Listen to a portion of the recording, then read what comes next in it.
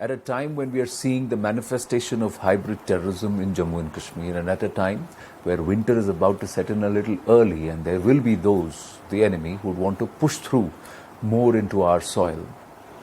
The security situation is a tough one, and it's not an easy job to be the GOC 15 Corps. Right now I'm sitting in front of somebody who's served a lot here through his decades of service with the Indian Army, and he's also the responsibility of ensuring that Jammu and Kashmir is safe and secure. So GOC 15 Corps, Amardeep Singh Aujla ji, namaste. And thank you very, very much. Thank you. So let me first ask you, so many years, and you have served quite a lot here in this region also in the past. How is this Diwali different? Anand, every year has been a challenge over all these years that one has been here. But I can tell you with certain amount of conviction that this year 2022, I think the positive parameters have been the highest. And considering all the factors that we are witnessing and the type of normalcy that is being seen around in the valley, we are very confident, and I'm absolutely optimistic that the Diwali this year is going to be the Diwali like it is celebrated in the rest of the country. So the flavor of the rest of the country will be seen in the Kashmir for the very first time in the year 2022, where not only the participation of the locals, but even the agencies and likewise all people who are involved or who are staying here would give you that euphoria of the great celebration that we are going to witness in the next couple of days. Yes, Honorable LG Saab was saying that Diwali is bar hum dal mein manayenge, diye dal mein jalayenge. So that itself is a huge shift, if you were to say, absolutely, in the scenario. Would you agree? Absolutely. Malab, what we can see that fervor which is building up for the 24th of this month is absolutely amazing. I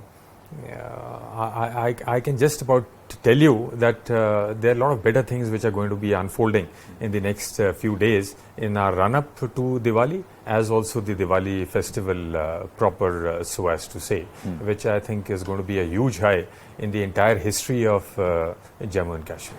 You talk about history, so the present seems pleasant despite some of the recent occurrences. But history is a stark reminder. So we are on the cusp of 22nd of October when the invasion happened. And then, of course, 27th of October, which also marks 75 years of the Indian Army stepping in to serve and protect the sovereignty of Bharat. How would you reflect? Kashmir has very much been a part of India for centuries. So anybody who's been part of such a wonderful history of this country of ours, you can't differentiate, or you just can't take it away that just in the last 75 years, things have changed, or somebody wants a different kind of a place or a culture for this place that we talk about, Kashmir. So nothing doing, Malab. It is very much part of us, and the 75 years will add on to the impetus that it remains very much part of the Indian country. Yeah, do you plan some special, to mark the 27th of October, 75 years of the Indian Army? Yeah, this time we are having the Shaurya Divas, which is going to depict that famous Budgam landing, where the Indian troops landed here for the very first time, how we fought the battles here, how everything unfolded from the times that the invaders came in until the time that they were pushed out of our country. The entire enactment is going to take place at the Air Force Station or the old airfield, and it will be a showcase event where the entire history, not only of 47-48, but right up till the present times, we'll try and put it across that how we've been one and we'll remain one when we talk about India as a country. Well, that's phenomenal, and we look forward to that. But sir, when I look at the uniform, it talks to me, or when I look at a soldier, what stands out is sacrifice, and what stands out is putting self in front of the bullets of the enemy to protect the flag and, of course, the rest of the country. But the same soldier in the same uniform for long has also been vilified. And despite the sacrifices, despite the service, they've been made the object of blame. Has that changed? Has that mindset changed? Since you've you served here, now you're in command. So I'm asking you, on ground, has that mindset changed, or is it changing? The challenges are very much there. The threats of this kind are also there. The perception is also to a certain extent there. But irrespective of all these facets, I think we've remained aligned, we've remained focused to our mandatory job, to our primary responsibility which has been there. But a lot of positives which are emerging, a lot of things which are changing. And I think the things that we've put on ground, the manifestation of our hard work, the good work that has been put into effect, I think is showing results. And slowly, this vilification which you just talked about, this gap is reducing. More and more people are coming forward. The level of confidence that the population has today towards the security forces, particularly the army, is increasing, and that's a good sign. And I'm again very confident that in the times to come, this will further increase, and the support base of the inimical elements is going to reduce, and we'll come out victorious as we've been over the last so many years that we've been in the service of the nation. But this aspect of service is manifest of the forces, not just with schools, but with sporting activities that you're conducting, working with the locals there, helping them with infrastructure, their problems. Is there a sense of gratification or gratitude that is certainly that is happening? Certainly, the convergence of all the activities that are happening around us, and where in fact we are participating, we are sponsoring. Those are the things which are now showing results. More and more people are getting aligned. More and more people are coming forward. They want to connect with us. They want to take many things forward where they want a little bit of support. So while Army is one particular agency which is supporting them, then you have the administration and the other agencies also likewise trying to support. But I think since we've got the maximum presence here in the valley, the connection per se with the common man or with the population, I think is the maximum as far as the Army is concerned. And I think the confidence level also is around the maximum. So that is where the connection is there. And that is what is going to, take us forward and is showing that silver lining of brightness in the horizon. Let's look at the terrorism scenario. Right now, if you were to see the last 10 months, broadly about 162 terrorists neutralized, and somewhere nearly about 45 plus are FTs or foreign terrorists. So that means the enemy is not stopped. There may be a ceasefire at play, but the infiltration is happening, and places like Sopore, Uri and that belt, and also down towards the IB, there are efforts to infiltration. Is this going to be a perennial issue, or do you see the trends actually coming down? Okay. Largely, Anand, what has happened is that since we went in for the ceasefire understanding last year in the month of February, things have come down a bit. The Pakistan Army as such is wanting to uphold the tenets of this understanding or this agreement that we signed between both of us. But largely when we look at the overall or the broader picture, the intent hasn't changed. Okay. And like you just mentioned, and why I say that the intent hasn't changed is because the infiltration still goes on. The smuggling still goes on. The narco trade still is happening. So when we look at these parameters, then we are very sure that the intent, there is a question mark somewhere. But while the Pakistan Army may be, aligned to upholding the agreement, it is the ISI and the Tanzeems who are working in an excess. And Pakistan Army doesn't have a control over their ISI, nor over the Tanzeems. So that is where the that factor of this all these activities which are happening along the LC are happening.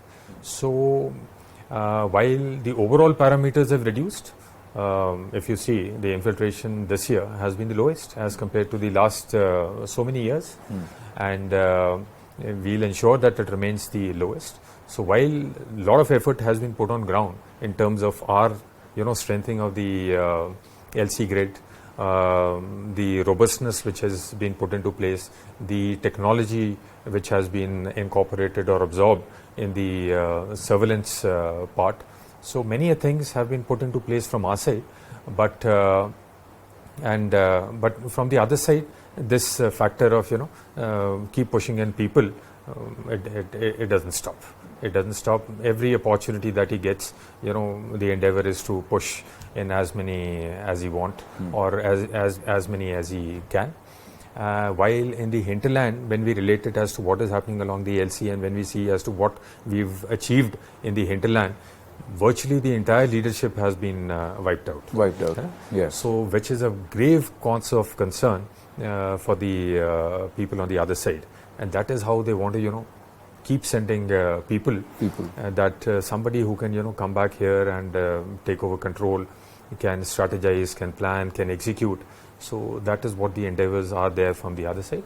But largely, when we look at the overall figures and the data and the statistics, things have come down. Are these tanzeems now collaborating? Are they combining cadre? And do you see a fallout of what happened in Afghanistan manifest on Indian soil now, vis-a-vis arms and also cadre or jihadis who've been trained? Are they being rerouted towards India? Okay. Do you see that? As far as the tanzeems are concerned, yes. Within the valley, what we see is that virtually every tanzeem is interlinked or now intertwined with the others. So they are working in a certain amount of synergy between themselves. But that is largely because the cadres have reduced tremendously. They have all been marginalized to a particular level. So unless they, function together, it will be very, very difficult for them to, look after their requirements and whatever ideology that they are following. So that is the reason why they are all joined in together. As for the manifestation of the Afghanis into this side, while there were apprehensions last year when Afghanistan went into this Afghanistan 2.0, but largely what we've seen over the last year plus now, 15 months now, nothing of that sort has happened. Though at times there are certain inputs which come that some visibility, some signatures of the Afghan mercenaries, having been seen in POK, but they remain uncorroborated, and nothing has manifested on the Indian soil per se. And that is one of our focus areas also, to weed out these Pakistan-trained terrorists as also the foreign terrorists. So all the agencies are converging and they are synergizing all their efforts in terms of gathering intelligence. As far as these PTs and the FTs are concerned, they should be taken out of the system or the ecosystem as early as possible. But ये तो अब tech का भी प्रयोग कर रहे हैं, इस्तेमाल कर रहे हैं, and you'd see drone drops now. These drones are being used to drop cash, arms, and of course heroin. So that's drugs. Well, come to narco in just a bit. Is there a way to counter this? Because some of the drones that have been shot down, and we've learned, they have done more than 70 sorties. That's a lot of payload. Yeah. Major cause of concern. But the entire happenings or the manifestation is, south of Pir Panjab. Here, by the virtue of certain geographical conditions, things are not happening this side. And even the alertness, the robustness and the strengthening that is there along the LC is, doesn't permit them this kind of a leverage to take place. If you see the entire incidents of this nature taking place in the general area of Jammu, Samba, Katwa, in that particular belt. That IB belt largely. So these are plain areas where the drones, can come in easily and they can fly back. So, and this is the area where, we've also come out with these tunnels and all. So that is the area which is actually a cause for concern. Yeah, that is a cause of concern. And much of the infiltration, much of this smuggling, much of this narco thing is happening from the other side. While I don't rule out the possibility this side as well in terms of smuggling of weapons and the narco per se is concerned, but as far as the droppings in terms of weapons in terms of infiltration, that you can take it that south of Pir Panjal has become a little more porous as compared to north of Pir Panjal. Iska koi tod hai other than just identifying them and shooting down, or we don't have tech developed yet to? No, we have the technology. We have the technology.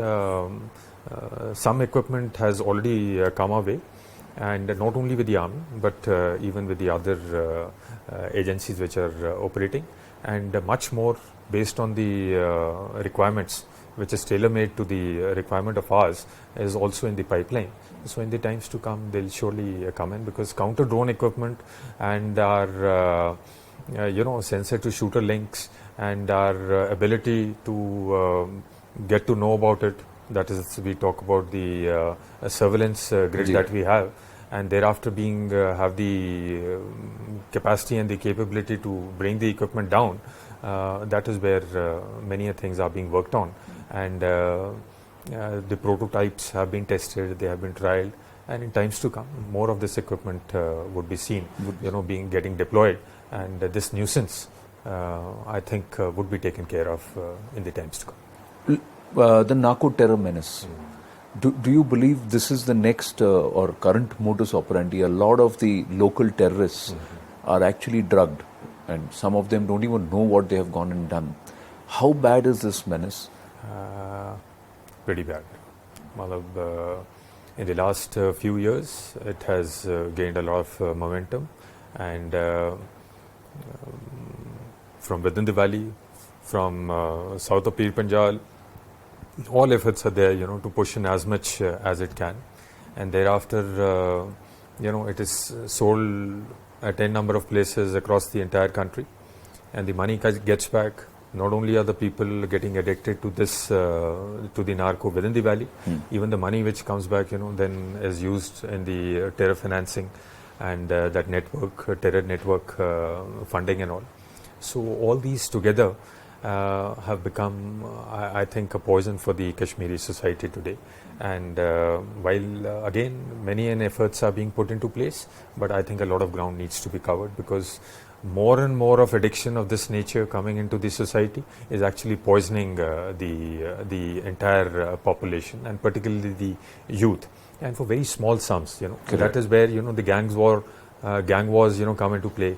That is where contract killings come into play. So these are the steps which we have to be wary about, and most of the killings which are happening are happening by people who are these small time addicts, who for a small kind of a dose or a small bit of money fall prey to certain nefarious elements or the tanzeems, and they get to do deeds which otherwise are absolutely detrimental to the society. So that is where things are moving.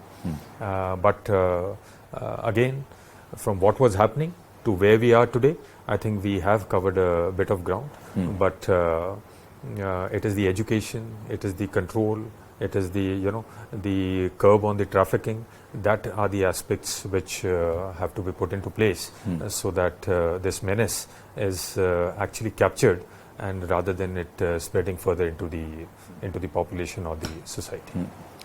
We are also looking at two-front confrontations. One is very direct in our face, so we end up talking a lot about what's happening with the LOC and with the IB with Pakistan. But the other aspect is the LAC aspect, and also what's happening there, where this classic act of salami slicing and moving in. Do you believe there is any backing off on that end, or do you believe that the aggression is still there despite disengagement at Gogra and some falling back at Pangong? Things are much better. Things are much better. I think things are firmly under control, both along the LAC as along the LC. No major cause of worry at this point of time, but suffice to say that India as a country, the armed forces of the country, we have enough capacities and capabilities to thwart any kind of a threat that emanates from either of the fronts.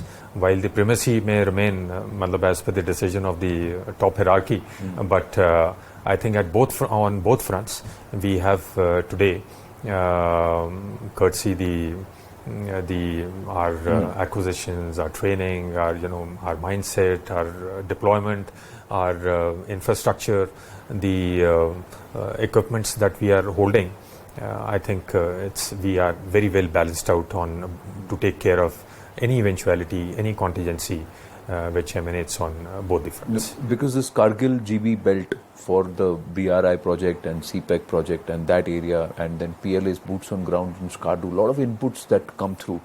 Does that cause a serious security concern for us, or would you just say that this is still up in the air, castles? Which cross-domain warfare or the cross-domain, conflicts, whether it is in the virtual domain or it is in the cognitive or in the physical space, they are there to stay. Yeah. This grey zone conflict scenarios, they are there to stay. Where we can put in or where we can be ready is in terms of our operational preparedness, in terms of our operational readiness, in terms of enhancing our capacities to match up with the capacities of what the envisaged threats are. And to that extent, I think we are well poised. Final question, sir, on hybrid terrorism. Does this pose a big challenge for you? Because this is a classic act of whodunit. And how do you find it? When you know the adversary, you know how to tackle the adversary. But if this adversary is around you and just picks up a small arm, targets somebody, throws it in a nala and walks away, how do you work? How do you crack down? And do you believe this is posing to be quite a big challenge? And along with that, the OGW network, which is also giving them a lot of cover fire. I know it comes in a cross-agency domain with the police involved, para involved, and then also the army involved. But I just want to understand your point of view there. Yeah, it is definitely a cause of concern because lately large number of incidents which have happened of this particular nature. While you may refer to it as hybrid, terrorism, or some people talk about it as shadow terrorism or white-collared terrorism. For us, when we look at things, for us it is a single entity, and that is a terrorist. And a terrorism. So there are no shades, there are no flavors. Yes, of course, with the recent happenings and all, it is so very difficult to ascertain as to who these people are, because they are not the listed variety. So that is where to take them out of the system, to weed them out, is a challenge for us, because we don't even get to know, and the purpose and the methodology in which he operates and works is so very different. And it's so very difficult for the security forces to actually ascertain as to who this individual is. So that is where we are still going about and strategizing and re-strategizing as to how to home on to these people. But I think with the technology coming our way, with the modus operandi and having being seen from very close quarters, and having now seen the trends and the manner in which these people have been operating, I think it has given us a lot of hope that in very quick time we should be able to get to know about these people who are likely to get enrolled in some kind of a fashion for attacking the soft targets. Okay. So we should be able to look at them. But yes, it is a menace. And what is happening is that for very small amounts, for very small purposes, this individual doesn't even know as to what he's wanting to do. Yeah. And largely these are people who have failed themselves in towards their responsibilities, either towards their families or towards the society, towards the state, and even towards the nation. So they are all small time I would say criminals who are now getting into play. And Tanzeems, like I said earlier, by the virtual dissemination which has taken place, or the elimination or the neutralization which has taken place, they are relying more and more on these people to be picked up, so that they don't come in front. These are the people who do the acts on their behalf for whatever the sum or the amount or the thing may be, and they bear the cost thereafter. Cost for that. And whom are they targeting? Poor people, poor migrant people who are coming to support the population of Kashmir. They have left their homes, they left their families, they have come here, they are unarmed, and they are being, knocked off or being. It's an act of cowardice, actually. Absolutely, it's an act of cowardice. It's an act of absolute frustration. So that is what. So please allow me this final question. दिमाग से निकल गया, but आपने भर्ती की बात की, तंजीमों में भर्ती कम हो रही है, फौज में ज्यादा हो रही है कि नहीं? And Agniveer, if I may ask you your point of view, is it doing good and is it being the response has been tremendous. Yeah. We've just finished with a recruitment rally out here. It was phenomenal.